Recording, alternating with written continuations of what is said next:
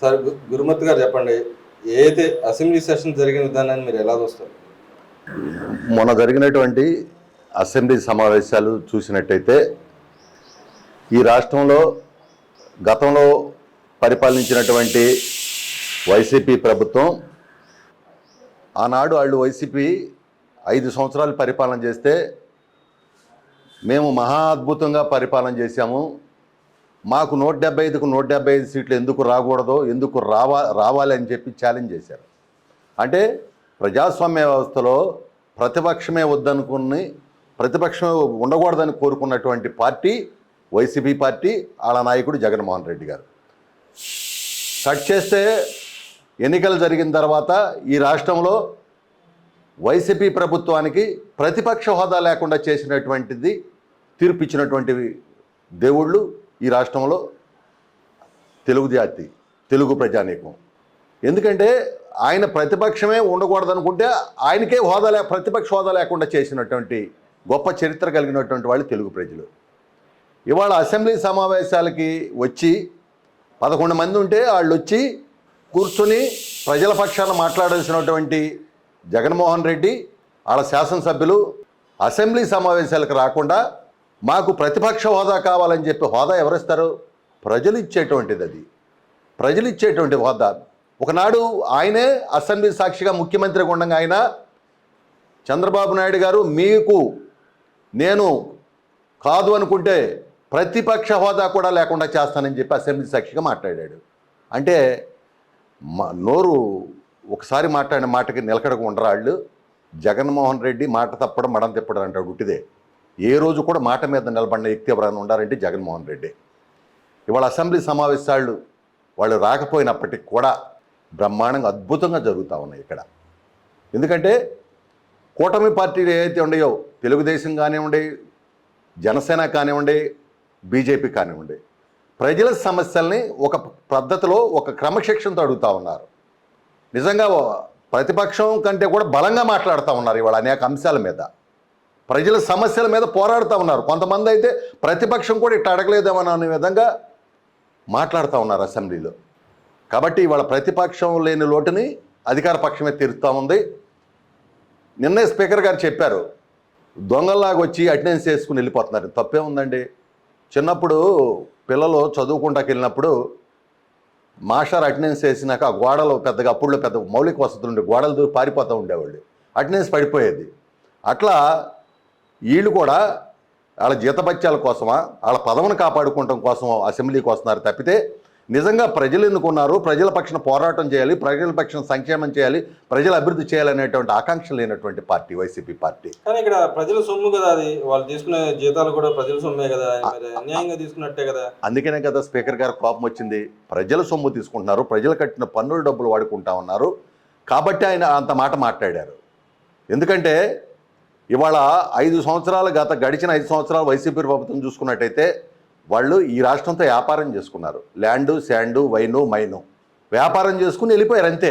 అంతేగాని ప్రజలకు ఎక్కడా కూడా సంక్షేమం చేయాల, అభివృద్ధి చేయాల. ఇవాళ ముఖ్యంగా ఆనాడు లిక్కర్ పాలసీ చూసుకుంటే దాదాపుగా 50,000 మంది చనిపోయారు ఆ కల్తీ లిక్కర్ తాగి. 35 లక్షల మంది కిడ్నీలో, లివరో, పక్షవాతం కంటి చొప్పు పోయింది. ఆరోగ్యంతో ఆడుకున్నారు. మొత్తం అక్కడ బ్రాందీ షాపుల దగ్గర అమ్ముకునేటువంటి ఏదైతే గ్లాసులు అమ్ముకునే వాళ్ళు ఆన్లైన్లో డబ్బులు తీసుకుంటారో, వీళ్ళు మాత్రం క్యాష్ తీసుకుంటారు. మొత్తం తాడేపల్లె కదా వెళ్ళింది డబ్బు అంతా కూడా. మాట అంటున్నారు కానీ మరి వాళ్ళ ఎంపీ గారు అంటున్నాడు, నా మీద అన్యాయ అక్రమ కేసులు ఇరికిస్తానే ప్రయత్నం జరుగుతుందని చెప్పి అంటున్నాడు. కానీ ఈ రాష్ట్రంలో ఎన్డీఏ ప్రభుత్వం వచ్చిన తర్వాత ఎవరి మీద కూడా అన్యాయంగా అక్రమంగా కేసులు పెట్టాల. కానీ ఒకటి గుర్తుపెట్టుకోవాలి, ఎవరైనా అధికారం ఉన్నప్పుడు వాళ్ళు ఇష్టం వచ్చినట్టు చేసి భూములు ఆక్రమించుకుని దౌర్జన్యంగా, అక్రమంగా దోపిడీలు చేస్తే అవన్నీ ఎవరు చూస్తూ ఊరుకోరు. అదేవిధంగా ఇప్పుడు నోరు లేని వాళ్ళని చెప్పి ఎవరి భూములు పడితే వాళ్ళ భూములు ఇష్టం వచ్చినట్టు చేస్తే ఎవరు ఊరుకుంటారు చెప్పండి?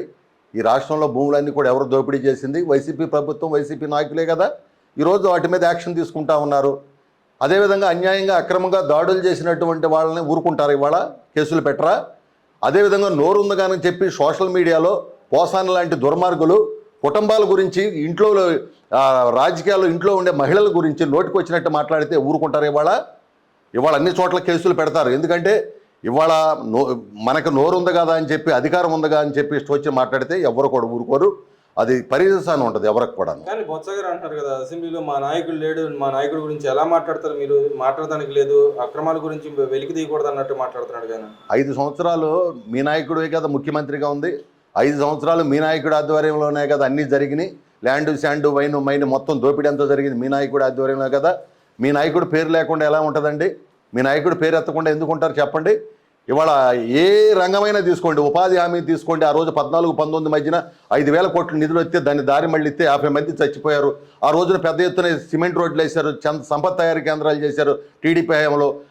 దాదాపుగా దేశంలోనే ఉపాధి హామీ నెంబర్ 1 అనే స్థితికి తీసుకెళ్తే మరి ఆ రోజున 5,000 కోట్ల నిధులు ఆపితే ఈ రోజుకు కూడా ఇవ్వలేదు. ఈ రోజుకు కూడా ఇవాళ కూడా నానా ఇబ్బందులు పడుతున్నారు వాళ్ళు. కోర్టులకు వెళ్ళి నానా బాధలు పడతా ఉన్నారు. అతను చేసినటువంటి దరిద్రం వల్లే కదా ఈ విధంగా జరిగింది. పాపం కదా అది. ఎవరో గాంధీజీ గెలగిన గ్రామ స్వరాజ్యం కోసం రోడ్లు వేసి సంపత్ తయారీ కేంద్రాలు పెట్టి అనేక నిర్మాణాలు చేస్తే అలాంటి వాళ్ళు డబ్బు ఆపటం పాపం కదా. 50 మంది చచ్చిపోయారు, ఎవరిది పాపం? వేలాది మంది ఆస్తులు అమ్ముకున్నారు, ఎవరిది పాపం? జగన్మోహన్ రెడ్డిది కదా. ఇవాళ ఏమి తెలియనట్టు మాట్లాడితే ఎట్టా కుదిరిద్ది? కానీ వాళ్ళ నాయకుడు పిల్లి సుభాష్ చంద్రబోస్ గారు పార్లమెంట్ సాక్షిగా చెబుతున్నాడు కదా, ఏపీలో లా అండ్ ఆర్డర్ లేదు, హోంశాఖ కల్పించుకోవాలా అని చెప్పి అంటున్నాడు కదా. అంటే ఈ రాష్ట్రంలో లా అండ్ ఆర్డర్ లేదంటారా, కేంద్రం అది కేంద్ర శాఖ కింద పంపించాలన్న ఆలోచనలో ఉన్నారంటారా? ఎవరండి లా అండ్ ఆర్డర్ లేదంది? ఎవరండి? ఇవాళ బ్రహ్మాండంగా శాంతి భద్రతలు రాష్ట్రంలో ప్రశాంతంగా బతుకుతున్నారు ప్రజలందరూ కూడా. గడిచినటువంటి 5 సంవత్సరాలు ఎవరి భూములు పోతాయా, ఎవరి ఇళ్ళు ఆక్రమించుకుంటారా, ఎవరి మీద దౌర్జన్యాలు చేస్తారు, ఎవరి మీద గంజాయి మత్తులు ఎవరిని చంపుతున్నారో, అసలు ఈ రాష్ట్రంలో గంజాయి మత్తులు తూగిపోతూ ఉండేది.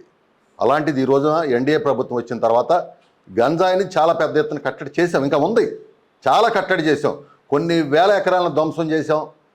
ఎవరైతే సప్లై చేస్తారో అందరి మీద కేసులు పెట్టి లోనేసాం. ఇంకా కూడా కంట్రోల్ చేయాల్సినట్టు బాధ్యత ఉంది. ముఖ్యమంత్రి గారు, గౌరవ ముఖ్యమంత్రి గారు దీనికి ఒక సబ్ కమిటీ వేశారు.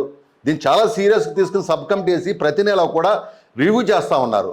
ఏ ప్రాంతంలో ఎక్కువ జరుగుతుంది, ఏ ప్రాంతంలో ఇంకా పంట ఉంది, ఏ విధంగా దీని మీద చర్యలు తీసుకోవాలనేది దాన్ని ప్రతి నెల కూడా ఒక కార్యక్రమంలాగా తీసుకుని. ఎందుకంటే ఇవాళ గంజాయికి అలవాటు పడినటువంటి బిడ్డలు ఆ కుటుంబంలో పడుతున్నటువంటి బాధలు చూస్తే వర్ణాతీతంగా ఉన్నాయి. గంజాయి మత్తులో వాళ్ళు ఏం చేస్తున్నారో, తండ్రిని కొడుతున్నారు, తల్లిని కొడుతున్నారు, ఏం చేస్తున్నారో కూడా తెలియనటువంటి పరిస్థితులు ఉన్నాయి. కాబట్టి ఇవాళ చాలా వరకు కంట్రోల్ చేసాం. శాంతి భద్రతలు అదుపులో ఉండే ప్రశాంతంగా రాష్ట్రం ఉంది. ఎవరికి కావలసిన వ్యాపారం వాళ్ళు చేసుకుంటున్నారు. పరిశ్రమలు పారిపోయినాయి వాళ్ళ టైంలో. ఇవాళ పరిశ్రమలు బ్రహ్మాండంగా మళ్ళీ వచ్చేసినాయి. ఏ విధంగా ఇవాళ చూడండి, ఒక అశోక్ లేలాండ్ 5 సంవత్సరాల క్రితం నిర్మాణం చేస్తే ఈ ప్రభుత్వం వచ్చిన తర్వాత దాన్ని తరిమేశారు. ఇవాళ మళ్ళీ వెళ్ళి తీసుకొచ్చుకుని ఇవాళ అక్కడ పని ప్రారంభిస్తున్నామంటే ఇది మంచి ప్రభుత్వం, పారిశ్రామిక విధానం కలిగినటువంటి ప్రభుత్వం, రైతు ప్రభుత్వం, కూలీల ప్రభుత్వం, మహిళా పక్షపాతి ప్రభుత్వం. ఈ విధంగా ఉద్యోగస్తుల విషయంలో కానీ, వ్యాపారస్తుల విషయంలో కానీ, రైతుల విషయంలో కానీ అందరి యొక్క మంచి చెడల కోసం. అయితే కొన్ని విషయాల్లో ఉన్నటువంటి నిధుల దృష్ట్యా కొన్ని ఇబ్బందులు ఉన్నాయి. గతంలో చూసుకోండి, ఎస్సీ, బీసీ, ఎస్టీ, మైనార్టీలకు సంబంధించిన నిధులన్నీ కూడా 1,80,000 కోట్ల నిధులు సుమారుగా దారి మళ్ళీ ఇచ్చేశారు. ఒక కార్పొరేషన్కి ₹1 నిధులు ఇవ్వాల. ఈ రోజున మళ్ళీ చంద్రబాబు నాయుడు గారు వచ్చిన తర్వాత అన్ని కార్పొరేషన్కి నిధులు ఇచ్చి పనిచేస్తూ ఉన్నాం. ఇంకో పక్కన పవన్ కళ్యాణ్ గారికి శాఖ ఏదైతే ఉందో పంచాయతీరాజ్ శాఖ, ఇవాళ చంద్రబాబు నాయుడు గారి నాయకత్వంలో 4,500 కోట్లు ఇచ్చి 3,000 కిలోమీటర్ల సిమెంట్ రోడ్లని గ్రామీణ ప్రాంతాల్లో మరి సంక్రాంతి పండగకి మొన్న చాలా పెద్ద ఎత్తునేసి ఇప్పుడు టోటల్గా పూర్తి చేయడం జరిగింది. ఈ విధంగా ఒక మంచి, అదేవిధంగా వాళ్ళు గుంటలు పాడేసినటువంటి రోడ్లన్నిటిని కూడా పుడుస్తూ ఉన్నాం. మీరేమన్నా పథకాలు ఇస్తున్నాము, డబ్బులు ఇస్తున్నాం అని చెప్పి అంటారు. కానీ వాళ్ళ నాయకులన్నా అసలు ఏమీ లేదు, మీరు ఇస్తాన్న పథకాలు అడుగుతుంటే మమ్మల్ని జైలుకి పంపిస్తున్నారు, మమ్మల్ని మీద అన్యాయం అక్రమం కేసులు పెడుతున్నారని చెప్పి అంటున్నారు. ఏమంటే ఎక్కడ కూడా అన్యాయంగా అక్రమంగా ఎవరి మీద కేసులు పెట్టలా. పథకాల విషయం అంటారా, ఒకటే ఉదాహరణ చెప్తున్నా. పెన్షన్ ₹1000 పెంచడానికి జగన్మోహన్ రెడ్డికి 5 సంవత్సరాలు పట్టింది. మాకు ₹1000 పెంచడానికి 5 రోజులు పట్టింది. పెన్షన్ ₹1000 పెంచాం. అదేవిధంగా మహిళలకి 3 గ్యాస్ కనెక్షన్లు ఏదైతే దీపం కింద ఇస్తూ ఉన్నాం. దాంతోపాటుగా ఇవాళ డిఎస్సి ఏదైతే మెగా డిఎస్సి ఉందో 16,437 పోస్టులు రేపు మళ్ళీ విద్యా సంవత్సరం ప్రారంభం నాటికి టీచర్స్ని రెడీ చేసి అనుకున్న మాట ప్రకారం వాళ్ళని పంపిస్తూ ఉన్నాం.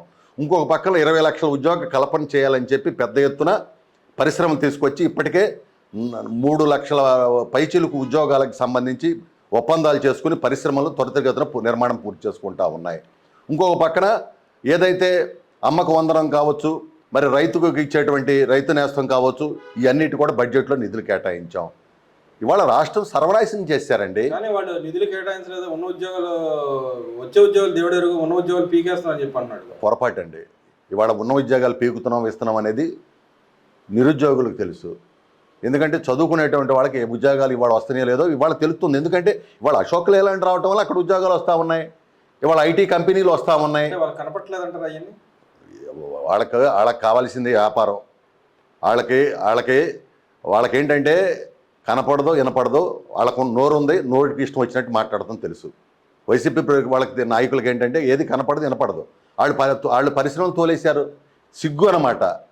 ఇవాళ బ్రహ్మాండమైనటువంటి పరిశ్రమలన్నీ కూడా పారదోలేశారు. ఇవాళ చంద్రబాబు నాయుడు గారు ఆ వయసులో కూడా ఇవాళ చూడండి, నిన్న బిల్ గేట్స్ గారితో కూర్చొని గతంలో పూర్వం ఒక 25 సంవత్సరాల క్రితం బిల్ గేట్స్ గారితో టీ తాగినందుకు ఈ రాష్ట్రం యొక్క స్వరూపమే మార్చాడు చంద్రబాబు నాయుడు గారు ఆనాడు. ఇవాళ మళ్ళీ ఆయనతో కూర్చుని మొన్న ఢిల్లీలో విద్య, వైద్యం, వ్యవసాయానికి సంబంధించినటువంటి టెక్నాలజీ విషయంలో వాళ్ళ సహకారాన్ని తీసుకుని రాబోయేటువంటి రోజుల్లో ఈ ఆంధ్రప్రదేశ్లో పేద బడుగు బలహీన వర్గాలు ఎవరైతే ఉన్నారో వాళ్ళకు ఉన్నతమైనటువంటి స్థితికి తీసుకెళ్లేటువంటి ఏకైక లక్ష్యంతో ఇవాళ పనిచేస్తూ ఉన్నారు. వాళ్ళు మాటలే కానీ చేతలు కాదు, ఏదో కలుస్తూ ఉంటారు, మాటలు పూటకు మాటలు అని చెప్పి అంటున్నారు. వాళ్ళు ఎక్కడి నుంచి వచ్చిందండి హైటెక్ సిటీ?